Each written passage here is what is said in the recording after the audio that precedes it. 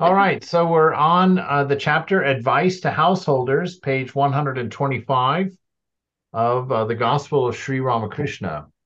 And last week he was telling us to dive deep and that within lie handfuls of gems to be found. And that diving deep, is not to think deeply about something. That's how I interpreted it for about 15 years.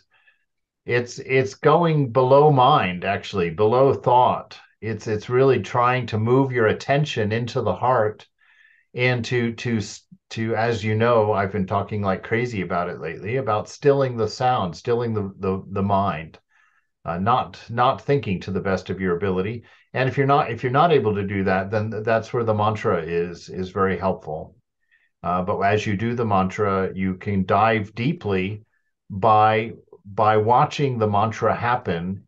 And we I mentioned last week that the name and the form cannot be separated. So when your mantra and God are one and the same. So when you do your mantra, when you hear your mantra, you can't objectify the divine. You can't put it in front of you, but you can turn yourself into a receptive instrument rather than an instrument of action. Turn all of your senses and your mind into a satellite dish to sense the presence that occurs when the mantra is chanted.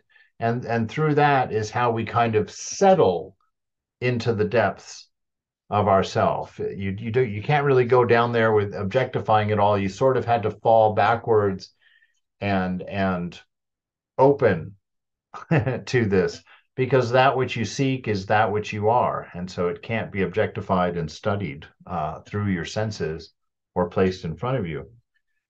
So it continues on this week. It says Narendra, which he will become Swami Vivekananda at some point. Narendra and his friends came down from their seats on the raised platform of the Panchavati and stood near the master. He returned to his home with them, or his room. The master continued, "When you plunge in the water of the ocean, you may be attacked by alligators, but they won't touch you if your body is smeared with turmeric. There are, no doubt, 6 alligators, lust, anger, avarice, and so on, within you, in the heart's fathomless depths. But protect yourself with the turmeric of discrimination or discernment and renunciation, and they won't touch you." Now, this is a very important point and a very important practice, because as you try and still the mind, uh, the thing that you'll find is that there are certain thoughts that you're just very attached to, and you try and quiet them, but they keep recurring and they keep recurring.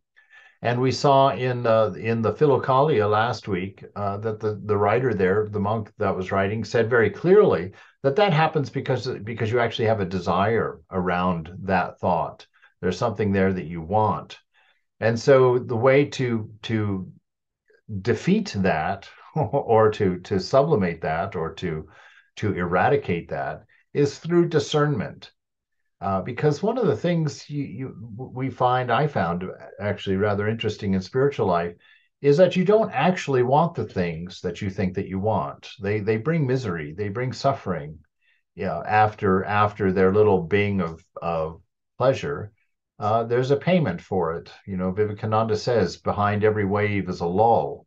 And so in our desires, when we fulfill them, there's a lull behind them. There's that little up that you got has to be paid for by a lull. And so in time, we come to realize that that's not what that's not what we're looking for. That's like being on a stationary bike in spiritual life, because you put all this effort into your practice, and it's the chasing after desires and fulfilling desires that make you unable to go deep within yourself, that make you unable to leave the noisy mind and to be able to observe it without being involved in it, without believing that you are part of the thoughts and that is actually your world. It's not true. They are not. They are actually ephemeral. They have no substance to them, even though they build the entire world that you live in. And so this discernment that Ramakrishna is talking about is going in and asking yourself, when you see a desire, to hold that desire in front of yourself and with your chosen ideal, with Mother or Thakur or Buddha or Christ or whatever form of God appeals to you, to sit there in your mind and to look at this desire and ask yourself in the presence of the Mother, what is it that I'm looking for? And start going through it, and figure it out. Because really what you want is that which is being reflected in that thought. And what's being reflected in that thought is the divine. You'll find always that somewhere in the objects that you desire is a reflection of the name, a reflection or a quality of the divine, a name of God. And once you figure that out, you're able to separate that from the object or from the thought that is attached to it. And then dispassion arises, disinterest. And that disinterest is what allows you to actually become witness to your mind without feeling the engagement and without feeling a part of the world of the changing. And the world of the changing is not out there, as we've talked about. The world of the changing is here. It's your mind that's constantly changing and constantly presenting the symbols of this imagined outside world to you and grabbing your attention with it. So he's saying here, so there are 6 alligators, this lust, anger, avarice, and so on within you in the heart's fathomless depths, but protect yourself with the turmeric of discrimination or discernment and renunciation, and they won't touch you. What can you achieve by mere lecturing and scholarship without discrimination and dispassion? God alone is real, and all else is unreal. God alone is substance, and all else is non-entity. That is discrimination. And that is worth looking at right there. This idea that God is the only, that is your own. And that's another way of saying that God is the only one with substance. Everything else you see, everything else in this world has an expiration date. It comes into existence, is sustained for a while, and then dips out of existence. That's discernment. That's how you begin to understand the ephemeral nature of the world and are able to develop that dispassion for it, where you don't feel drawn into it. You don't get caught up in it. You don't find it important. And so it's not that you won't find it beautiful. You can still find it beautiful because it's a reflection of your beloved, of the divine.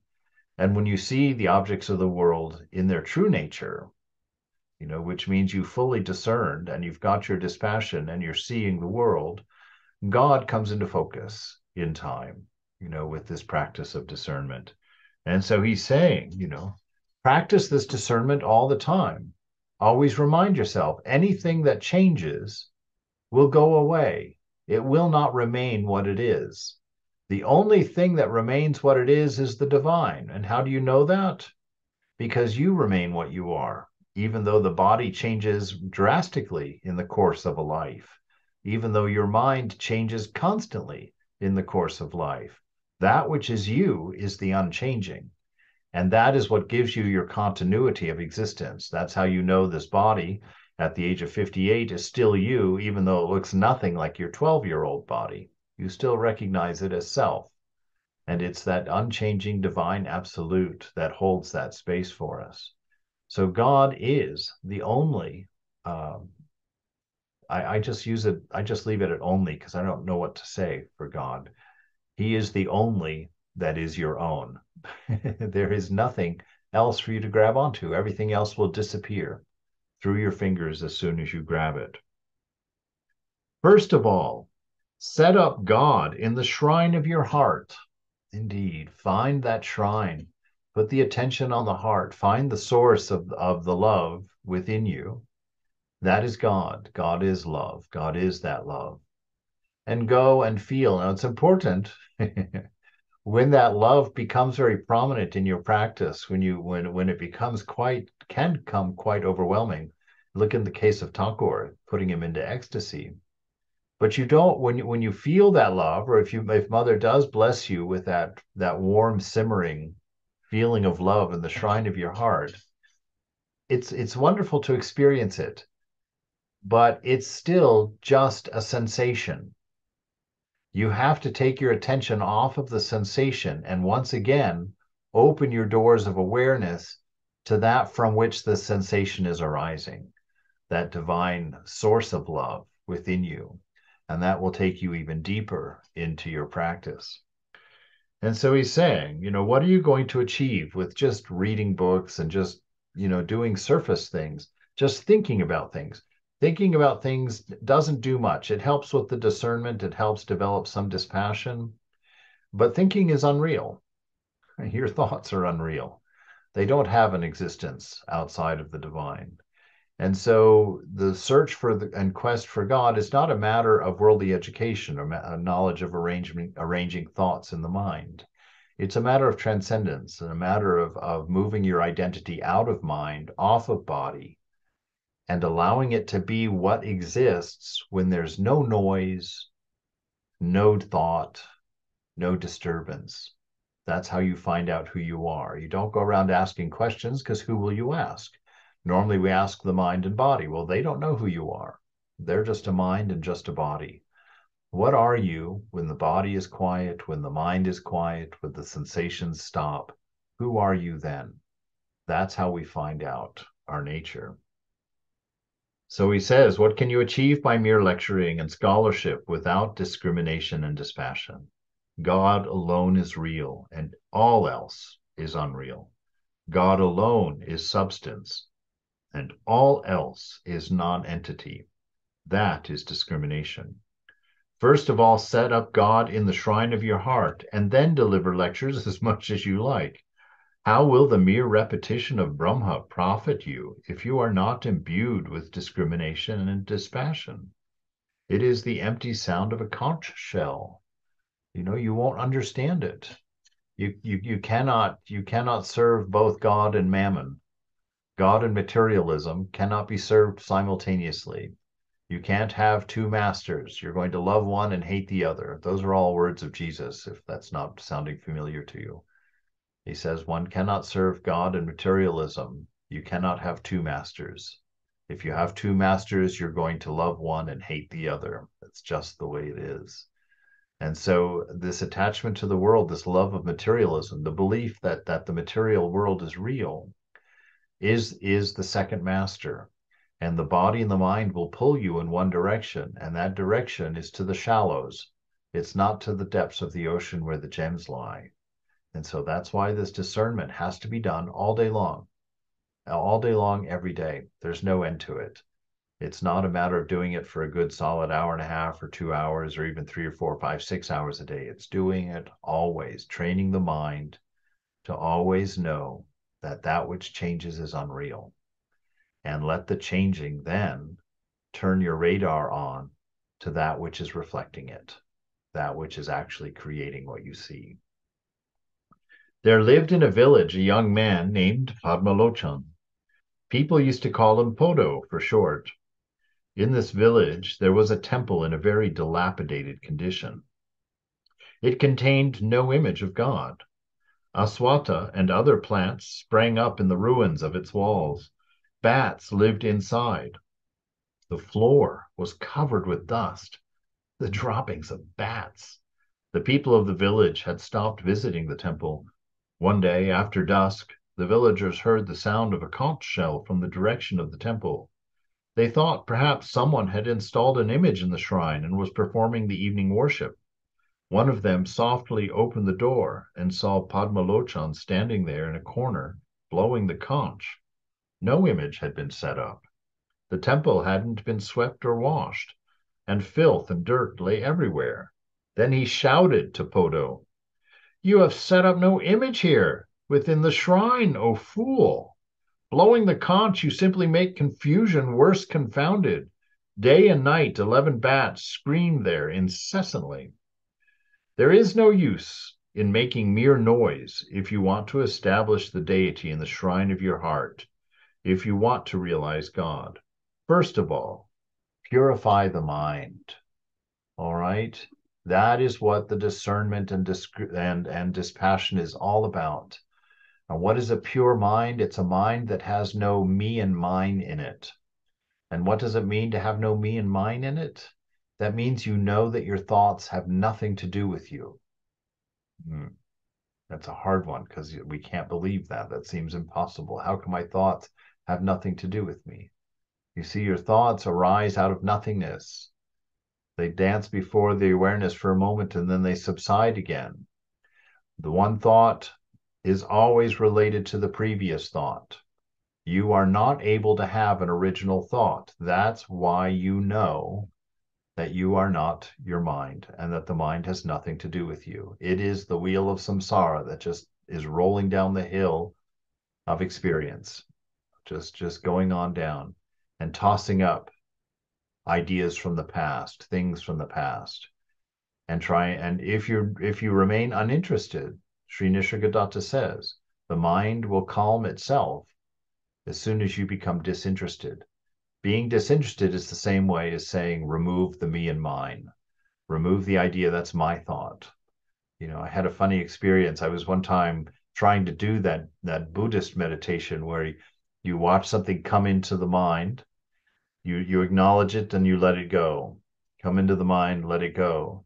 And I was doing pretty good. I had a very nice uh you know warm, that warm, fuzzy, lovey feeling in the heart. And I was sitting there and enjoying that. And suddenly an awareness comes up into the mind. Oh, I'm having a great meditation. If I had just let that sentence and thought pass through without thinking the I that it contained referred to me, I would have been fine. But I got tricked.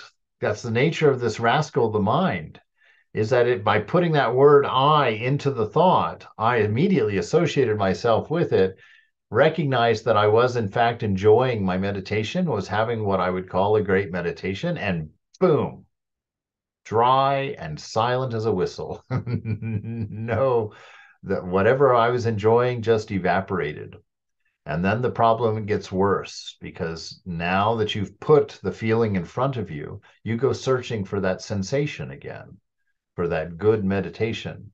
But that good meditation was not about the sensation. It was the emptying of the mind so that it was becoming aware of that which is reflected in mind, that which tells the story.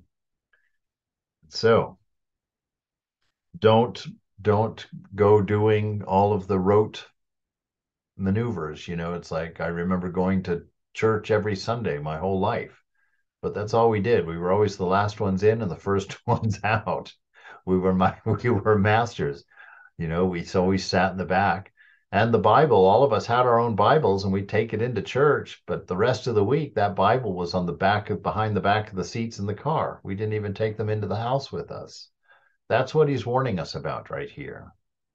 Don't go making noise about being religious and thinking that hanging out at church and doing things at temples is going to do it for you. You have to dive deep. You have to make an effort to see the truth of these things that are being said. I mean, without that discernment and that effort, these things are the words of madmen. You know, if you don't purify the mind, these words will remain the words of madmen. They'll sound like people who are off in left field. I had a one of the comments on one of the vlogs that I did, I guess 2 weeks ago or something. I did something on how the mind is unreal and the whole world is just symbols within mind. And I had this young man leave a comment that said, "Are you drunk? This makes about as much sense as a cold fire." you know so that's the nature of these things. That's the fun of the divine. That's the play, is that if you don't do the work, you won't see the truth, and it will always seem impossible and outlandish when you hear about it. And it's always quite a shock when you slip down or slip up into another level in your mind, in your self-control or in your dispassion, and you catch a different glimpse, you catch a different view of things and how quickly the world realigns just suddenly like that. And you can't imagine, how is it possible? How could I have spent my entire life without any awareness whatsoever of that? That's that bowl I always talk about. There is no use in merely making any noise if you want to establish the deity in the shrine of your heart, if you want to realize God. First of all, purify the mind. In the pure heart, God takes his seat. One cannot bring the holy image into the temple if the droppings of bats are all around. The 11 bats are our 11 organs, 5 of action, 5 of perception, and the mind. They are the things that bring up the associated samskaras in the moment. This memory of sense, this memory of well, exactly that. That's when you smell pizza, what happens? Well, you're reminded of when you ate pizza, and then you're reminded of how much you like pizza, and then you're suddenly aware of not having any pizza, and then you have to go find pizza. And at that point, ladies and gentlemen, you are trapped in the birdcage of your own mind. And if you fulfill that desire and think that the pizza brought you happiness, that door closes a little tighter and you get stuck. And round you go, just chasing one desire after another. One desire after another. So he says, first of all, invoke the deity. All right, there it is. Invoke the deity. Remember the divine. Remember what the scriptures have said about the nature of this world, about the nature of desire. Invoke the deity by chanting his name, her name, that mantra that your guru gave to you. And if not that mantra, then just any mantra really that has a name of God in it. The names of God are many. The names of God can be the names of any of the avatars, or the names of God could be qualities of the personal God. Beauty is one, love is another, mercy is another, grace is another. All these ideas that in and of themselves are not definable. They're bottomless concepts, but we know what they mean because they are what we are. And so invoke the name of God and become aware of that name, aware of what happens to you inside when the name of God is invoked. Pay attention to that. It's very subtle. And, each passing of the name of God through the mind purifies it just a little bit. And so in time, Hafiz says that repeating the name of God is like running the soul, running the mind through a cheesecloth.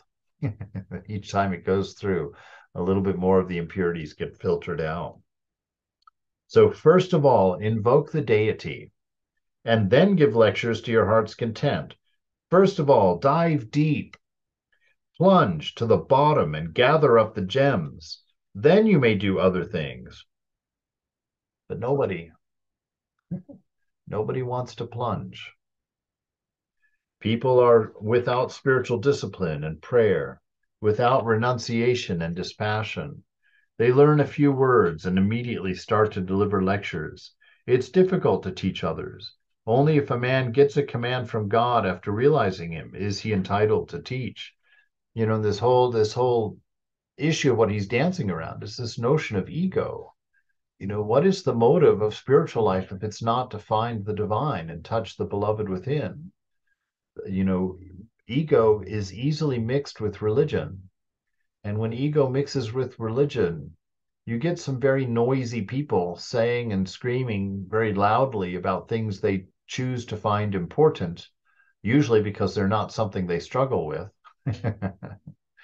They grab that, and ego becomes a cruel master. Ego becomes the speaker of religion. And, I'm afraid that that's much of what happens in the modern world, if it's any different from the old world. This notion, you grab a little bit of religion, you take a little bit of security in the little bit that you know, and then you start looking at the downfalls of others in order to shore up your own ego, your own sense of self. This is what he's talking about. Don't do that. Religion dissolves the self, dissolves the ego self, creates unity. It's ego alone that causes distinction, that makes us see the many. And ego is just your favorite collection of thoughts. And the nature of those thoughts are thoughts of limitation and restriction when you look at their true nature. And Vivekananda says that ego, that personality that you call yourself, that you think you are, is just a collection of these limitations and restrictions. They're just the collection of thoughts that you've decided you liked and the collection of thoughts that you decided you didn't like. And that's how you create your sense of me and mine. So he's saying, don't get caught up in this. Thus conversing, the master came to the west end of the veranda. M stood by his side. Sri Ramakrishna had repeated again and again that God cannot be realized without discrimination and renunciation. He is repeating it again and again right now. And why is that? Because we still don't have discrimination and renunciation. We're still trying to just learn what it means rather than practicing what it is. This made M extremely worried. He had married and was then a young man of 28, educated in college in the Western way. Having a sense of duty, he asked himself, do discrimination and dispassion mean giving up woman and gold? He was already at a loss to know what to do. M to the master, what should one do if one's wife says, you are neglecting me, I'm going to commit suicide?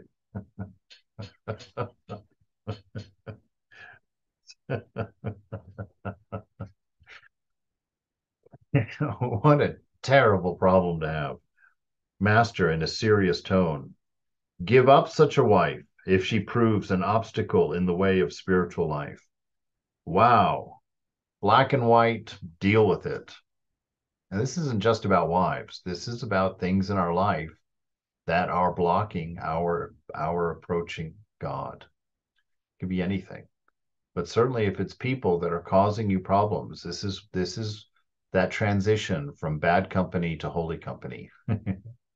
It's a kind of unpopular transition, but it's one that is necessary, certainly, and at least in the beginning, because we've said it before, but it's very important to remember that this staying away from certain people, that is a beginning practice when those people are actually a danger to you because you're not firm in your renunciation and not established in your discernment, that you have to stay away from them. It is not the ideal of any religion in its maturity to have people avoiding one another and judging one another and staying away from one another. We do that at a period when we have that weakness within ourselves, and we know that if we hang out with Tom, who likes to go to that one particular restaurant and have that one particular dish that you just love and can't resist, you need to stay away from Tom for a while until you get past that.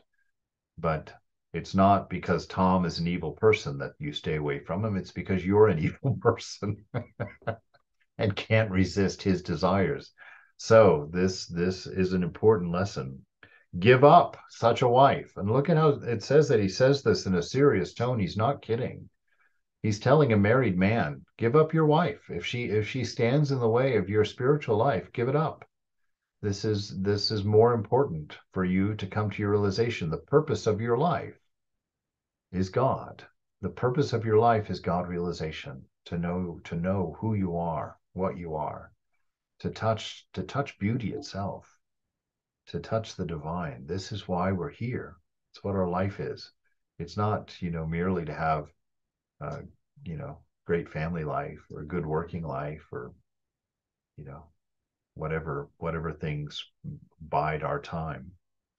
So give up such a wife if she proves an obstacle in the spiritual life. Let her commit suicide or anything else she likes. Oh my God. In a sense, it's true. You've got to let people have what's theirs. If they're trying to control you with their stuff, uh, that's a hard call right there, because really you don't want anybody to jump off out of the apartment window. But at the same time, you can't let people's problems control your life. You can't take on the things that they're not fixing in themselves and make them yours and think you can fix them somehow. You can't. Right? So knowing what yours is yours and what's not yours, you're able to separate and discern that out and not get caught in a net like this. The wife that hampers her husband's spiritual life is an ungodly wife. And we'll just say it because this is true. The husband that hampers his wife's spiritual life is an ungodly husband, right? So this is a teaching for everyone. Did you add that, or is that in the book? I added that. But I and many before me have made that point that this is not a he's talking to a group of young men. So it's all about woman and gold. When he talks to a group of young women, it'll be about men in gold. Immersed in deep thought, M stood leaning against the wall. Narendra and the other devotees remained silent a few minutes. The master exchanged several words with them. Then, suddenly, going to M, he whispered in his ear, "But if a man has sincere love for God, then all will come under his control, the king, wicked persons, and his wife. Sincere love of God on the husband's part may eventually help the wife to lead a spiritual life. If the husband is good, then through the grace of God, the wife may also follow his example." So this is the real way out right here. You keep your eyes on God, right? If your partner comes to you and says, "I'm going to kill myself if you don't pay more attention to me," you keep your eyes on God. You don't stop. You don't put your eyes on your partner and start mollifying them and forgetting your practice and not going to temple because they don't like it and whatnot. No, you keep your eyes on the divine and you keep seeing the divine in your partner and you keep serving and loving your partner because you're loving God in your active way. And eventually, Thakur says that if you have this sincere love of love, you will become irresistible in time, that everything will come under your control. But of course, at that time, as it comes under your control, you're unconcerned with it because your ego is dying. Your ego is highly ripened at that point. It doesn't get caught by the idea of being in charge, being in control. This had a most soothing effect on M's worried mind. You see, it's interesting that Ramakrishna whispers this to M, just to M, because why? Because everybody else would just grab it and unhook the severity of what he had just said and taken comfort in it and then dismissed the lesson, not have remained uncomfortable with the teaching, because there's sometimes when we need to be uncomfortable. And Can so you repeat, what did he say just to M? he said just to M, he said to him, So immersed in deep thought, M stood leaning against the wall. Narendra and the other devotees remained silent for a few minutes. The master exchanged several words with them. Then, suddenly going to M, he whispered in his ear, "But if a man has sincere love for God, then all come under his control, the king, wicked persons, and his wife. Sincere love of God on the husband's part may eventually help the wife to lead a spiritual life." So again, this can be either sex, but he's talking to M and telling M, your wife has apparently done this in the past and threatened M and is causing him some discomfort. And M is quite alarmed because he sees his problem and he doesn't know what to do. And then the master says, "Well, let your wife commit suicide." Well, of course, that's not a very happy answer. Even if a man doesn't deeply love his wife, he still doesn't want her to commit suicide like that. And so but he sees M accepts the severity of it. You can see by the way he thinks about it. And so the master comes up to him, aside without letting everybody else get this comforting thought. Let them sit with that severity, with that strength of the message. But M would it would break his heart, to have to do that. And so Thakur comes to him and gives him a deeper insight, that But love yeah, of but God. what Thakur said finally came to pass too, right, Maharaj?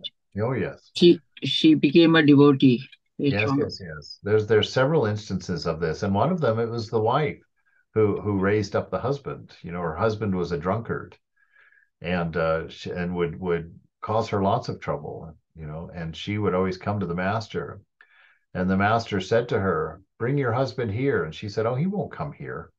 There's no way I can get him here." And he says, "Tell him that I have a drink for him that will give him the intoxication that will never end." And so she goes and actually gets her husband to come see Thakur. And sure enough, the cobra bites, and that husband also eventually became a devotee. So what he's saying here gets demonstrated in other parts of the book. You stay on track. That's really what he's saying. You don't forget what the most important thing in your life is. This is a good discernment to have at the end of the day. This hurts for me to say, because this is one of those things, it's like, wow, it's an intense teaching. But at the end of the day, did your day look like knowing God was the most important thing to you? Did your day back up your notion that love of God was the most important thing to you? That's the kind of discerning and honest truth we have to face with ourselves.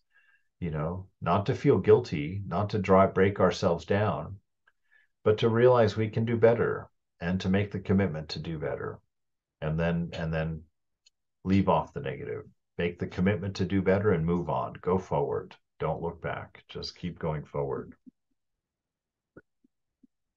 This had the most soothing effect on M's worried mind.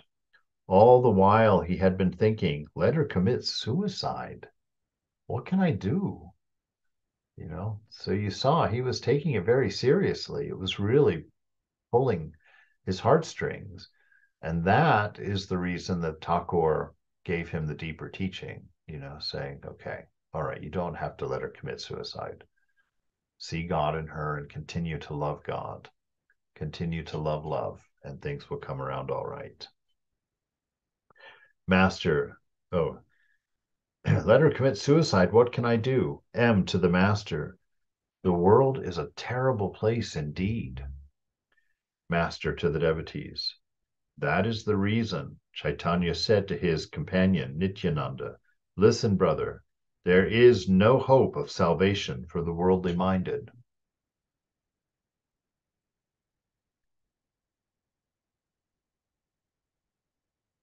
That's a tough line. There is no hope of spiritual realization for the worldly minded. What does it mean to be worldly minded? It means to love the world, to love your thoughts, to love your distractions, to love your desires, to not want to discern, to not want to let go, to not want to transcend, to get caught up in the noise and glamour of the ever-changing. The ever-changing is going to stay ever-changing. And if you're happy with that delusion, there's no way out, because the constant change will keep you constantly distracted. And the constant change will allow you to believe that eventually something will appear to pull you out, to save you, or to give you what you've always searched for. When that fame comes, finally, then I can be happy. When I'm at the top of my field, then finally I'll be happy. When I've made my place in history, then finally I can be happy. When I retire, then I can finally seek out God. Those are the signs of a worldly mind. The worldly mind has you at the center, me and mine, everything. Everything is related to you in your life. That's worldly minded. And what does he say? He says, brother, there is no hope of salvation. You will sit and spin until you don't. And if you're always content spinning, you'll just keep spinning. So of course there is ultimately an end. I mean, Thakur it's ironic. He says there's no hope for the worldly minded. He's making a point, but of course he also says that everybody eventually comes home. So what does that mean? Not everybody stays the worldly minded will not stay worldly minded, because their nature is divine. And before too many lives, hopefully, they'll come to see how dissatisfying the world has been, how empty it is, because nothing there has substance, nothing there remains. Nothing there is actually what it seems to be. Everything changes right under your nose. So through that experience, even if you're not actively discerning, in a few million lives, you're eventually going to sit there one day and go, God, how many times do I have to eat pizza in a day to realize that it doesn't fulfill me? On another occasion, the master had said to M privately, yes, there is no hope for a worldly man if he is not sincerely devoted to God, right? But he has nothing to fear if he remains in the world after realizing God, right? After knowing your nature, after knowing that there's nothing in the world that can add to yourself or be taken from yourself. Once you realize that it's all just symbols running through the mind, a collection of limitations and restrictions, then you can live in the world because you know its nature. You won't be pulled. You won't be tempted so deeply by it. You won't be blinded by it. But you have to have this sincere devotion to God, and that sincere devotion, it doesn't necessarily mean that you've mastered love of God, of course, or that you've even attained a love for God, but that you desire a love for God, that you are interested in having this love for God, and you do something about it. You do practice. It may be a lousy practice. It may be a short, tawdry, lousy practice, but you do it. That's your sincerity. I asked a Swami one time, what does it mean to be sincere and earnest? He says, well, you're sincere and earnest about the things that you do when nobody else is around. Those are the things you're sincerely and sincere and earnest about. So those, if in your free time you want to pick up a book or you want to do a little bit of prayer, it doesn't mean you do prayer with all your free time all the time. We're not extremists in that sense. You can't keep the voice on knee, the highest note all the time, Mother says, but you are concerned about it. And so you do take some of your free time and you do desire to spend time with the beloved. You do spend time in your practice. And if you have that, Mother's like the camel in the tent, that story where the camel's cold outside and you're in the tent and the camel just wants to put its nose in the tent. And so you're like, okay, put your nose in. And then it's got its whole head and then it's got its neck. And pretty soon the camel's in the tent and you're sitting outside, unable to get back in. That's the nature of the divine, thankfully. If you give Mother 2 minutes, this is what I tell people, because this was my experience. If you give Mother 2 minutes twice a day, sincerely, she'll put you in a monastery. That's, yeah, that's a story. Boy, I tell you. But it's true. Mother will bring you home. She will bring you to your realization. If you can muster 2 minutes of sincere practice twice a day.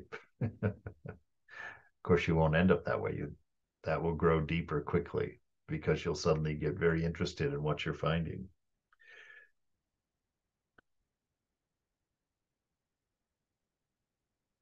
So, yes, there is no hope for a worldly man if he is not sincerely devoted to God, but he has nothing to fear if he remains in the world after realizing God. Nor need a man have any fear whatever of the world if he attains sincere devotion by practicing spiritual discipline now and then in solitude. This is that getting away from your life every now and then to reorient yourself with what is real and what is true, to get out of and away from your distractions. No phones, no tablets, no music, no friends, no family, just you and some solitude to sit and try and be who you really are when you're not defined by activities, by conditions, by likes and dislikes, by genders and ideas and thoughts and thinking, to know who you really are in the silence of your own heart. Chaitanya had several householders among his devotees, but they were householders in name only, for they lived unattached to the world, right? This is the right way. to be, you know, to be householders in name only, to love God, to be interested in divine things, to be looking for God everywhere, to be working your life as practice. This uh, this is why there are householders that realize God, and why Thakur says, of course, a householder can realize God. Of course they can. But it's because monastics and householders are trying to do the same thing. We don't have different goals. Our goals are the same, and the paths are meant to take us there, whether it's the path of the householder or the path of the monk. The path is meant to end at the feet of your beloved. It was noon. The worship was over. The food offerings had been made in the temple. The doors of the temple were shut. Sri Ramakrishna sat down for his meal, and Narendra and the other devotees partook of the food offerings from the temple. Now we come into Sunday, October 22nd, 1882. It was the day of Vijaya, the last day of the celebration of the worship of Durga, and the clay image is immersed in the water of a lake or river. About 9 o'clock in the morning, M was seated on the floor of the master's room at Dakshineshwar. Near Sri Ramakrishna, who was reclining on a small couch. Rakal was then living with the master, and Narendra and Bhavanath visited him frequently. Baburam had seen him only once or twice. Master: Hey, did you have any holiday during the Durga Puja? M: Oh, yes, sir. I went to Keshav's house every day for the first 3 days of the worship. Ah, is that so? M: I heard there's a very interesting interpretation of the Durga Puja. Master: Oh, please tell me about it. M: Keshav Sen held daily morning prayers in his house, lasting until 10 or 11. During these prayers, he gave the inner meaning of the Durga Puja. He said that if anyone could realize the Divine Mother, that is to say, could install Mother Durga in the shrine of his heart, then Lakshmi, Saraswati, Kartika, and Ganesha would come there of themselves. Lakshmi means wealth, Saraswati, knowledge, Kartika, strength, and Ganesha, success. By realizing the Divine Mother within one's heart, one gets all these without any effort whatever. Yes, that's the true knowing that you're not the doer, but you have to establish the shrine in the heart. What is establishing the shrine in the heart? We started there tonight. It's going in and cleaning out the bat poop. It's going in and removing the ideas of me and mine from the mind. It's invoking the name of God and paying attention to the presence of the beloved within. It's discerning constantly, discriminating between the real and the unreal. Does it change or is it unchanging? God is the unchanging alone. Everything else is unreal. Nothing but God has substance. Everything changes. Everything lies about what it is, pretends to be something, and then proves that itself is not that thing. So establish Mother in the heart, establish the divine shrine within, and you have nothing to worry about. That will be the end of worldliness for you. Sri Ramakrishna listened to the description, questioning M now and then about the prayers conducted by Keshav. At last he said to M, Don't go hither and thither. Come here alone. Those who belong to the inner circle of my devotees will come only here.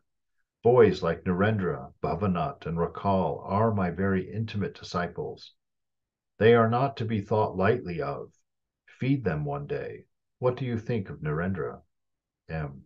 Oh, I think very highly of him, sir. Master. Haven't you observed his many virtues? He is not only well versed in music, vocal and instrumental, but he's also very learned. Besides, he has controlled his passions and declares he will lead a celibate life. He has been devoted to God since his very boyhood. How are you getting along with your meditation nowadays? What aspect of God appeals to your mind? With form or without form? M. Sir, now I can't really fix my mind on God with form. On the other hand, I can't concentrate steadily on God without form. Master, now you see that the mind cannot be fixed all of a sudden on the formless aspect of God. It is wise to think of God with form during the primary stages. M.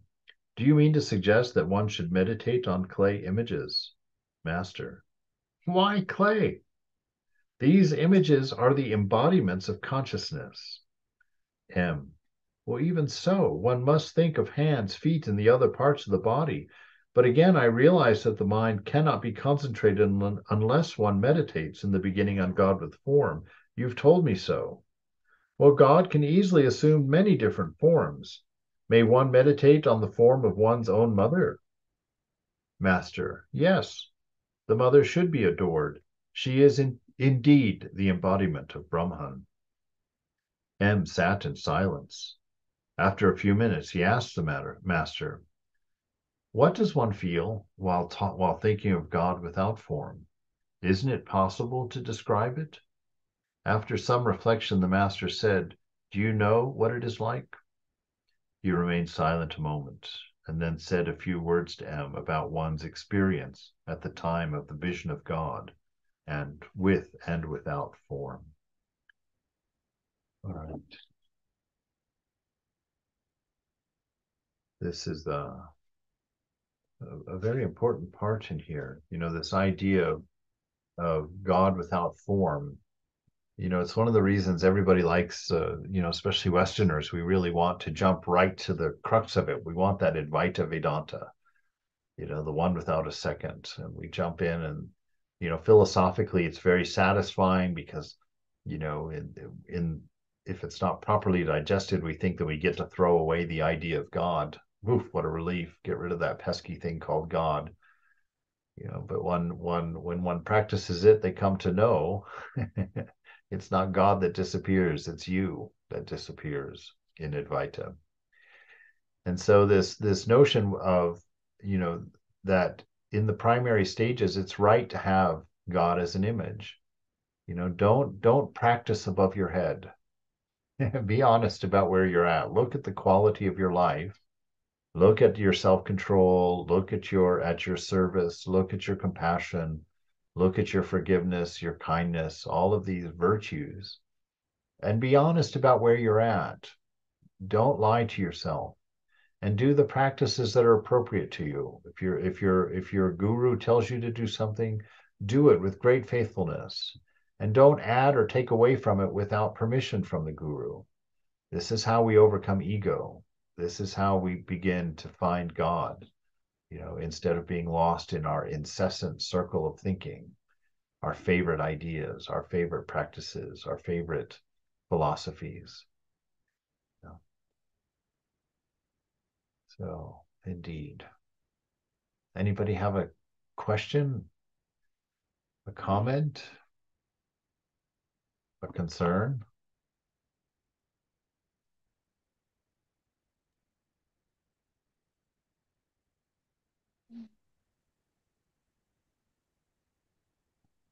All right.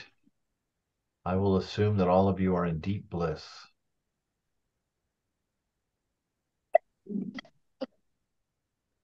Be well. Keep going forward. Yes, Swami. Indeed. I'm not in this, but I'm happy. Excellent. Thank you, Swami. Excellent. Indeed. All right, everyone. Go forward. No stopping until the goal is reached. Right. Jai Ma, Jai Thakur, Jai Swamiji.